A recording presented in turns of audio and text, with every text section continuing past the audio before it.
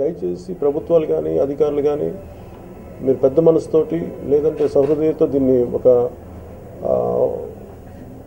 పరిపూర్ణ దృష్టితో మీరు దీన్ని ఆలోచించి నిర్ణయం తీసుకోకపోతే అలాగే కాంట్రాక్టర్స్ షార్ట్ టర్మ్ గెయిన్స్ కోసం పచ్చడి పొలాలు పోతుంటే మటుకు ఇది ముందు ఎలాంటి పరిస్థితులు దారి తీస్తూ నాకు భయంగా ఉంది. అందుకని దయచేసి అలాంటి జరగకుండా మీరు సకాలంలో స్పందిస్తారని నేను మనస్ఫూర్తిగా ఆశిస్తాను. కానీ ప్రభుత్వానికి కొన్ని ఇబ్బందులు ఏంటో నాకు తెలియదు.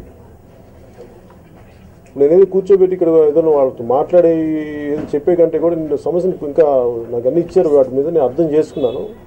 కానీ వాటిని ముందు కొంతమంది ప్రతినిధులను పంపించి ప్రయత్నం చేస్తారు. అసలు ఎలా జరుగుతుంది, వాళ్ళ ఉద్దేశం ఏంటి, తెలుగుదేశం ప్రభుత్వం ఏంటి, ఎందుకు వీళ్ళకి 1450 గజాలు అందరితో పాటు సమానంగా ఇస్తాం అని చెప్పి ఎందుకు ఇవ్వలేకపోయారు, ఏ పరిస్థితుల్లో ఇవ్వలేకపోయారు, వాటన్నిటి మీద సరైన వివరణ రాకపోతే ఒకసారి వాళ్ళు నన్ను అక్కడికి రమ్మని వచ్చి వాళ్ళ స్థితిగతులను చూడమంటున్నారు. వాళ్ళ గ్రామాలకు వచ్చి, వాళ్ళ లంక గ్రామాలకు వచ్చి వాటిని ఆలోచించి ఇంకా ప్రభుత్వం ఇంకా ఎలా తీసుకెళ్తుంది దీన్ని ముందుకు అని చెప్పి దాన్ని బట్టి నేను తదుపరి వాళ్ళ ఊరికి ఒకసారి చూద్దామని అనుకుంటున్నాను ఎట్లా ఉంటుంది పరిస్థితులు ఎలా ఉంటుంది దాని మీద. గతంలో మేము ప్రజారాజ్యం పార్టీ పెట్టినప్పుడు నేను ఎదుర్కొన్న ఇబ్బందులు ఇవన్నీ దృష్టిలో పెట్టుకొని నేను ఒకసారిగా వాటిని ఆ దెబ్బలు నాకు తగిలినాయి కాబట్టి నేను చూసుకొని కొంచెం జాగ్రత్తగా అడిగేస్తాను తప్ప అంతకుమించి ఫుల్ ఫ్లెడ్జ్గా పార్టీ పెట్టాలి, దీన్ని ఓపెన్ అప్ చేయాలంటే దాన్ని నింపాలి కమిటీలతో నాకు చాలా కరెక్ట్గా ఒక వారం 10 రోజులు చేసేయగలను గతంలో ఉన్న అనుభవంతో లేదా నాకున్న కాంటాక్ట్స్. కానీ నేను ఆవిర్భావ సభలో కూడా చెప్పాను, మార్చి 14 చెప్పాను, నేను ఒక 25 సంవత్సరాలు నా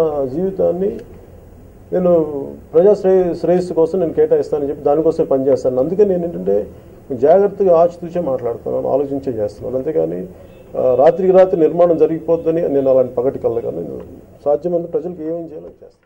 హరీష్ రావు గారేమో సిద్దిపేటలో గుట్టు చప్పుడు కాకుండా 2000 ఇళ్ళు కట్టుకుంటున్నాడు అధ్యక్ష. మరి మా దగ్గర మీరు కాదు, మీరు ప్రజలకు కట్టిస్తున్నారు. మేము ఎమ్మెల్యేలేం కాదు అధ్యక్ష, మరి మేము కట్టేది అధ్యక్ష. మా దగ్గర ఉన్న ప్రజలు ఆంధ్ర ప్రజలు అధ్యక్ష, తెలంగాణ వాళ్ళు కాదా?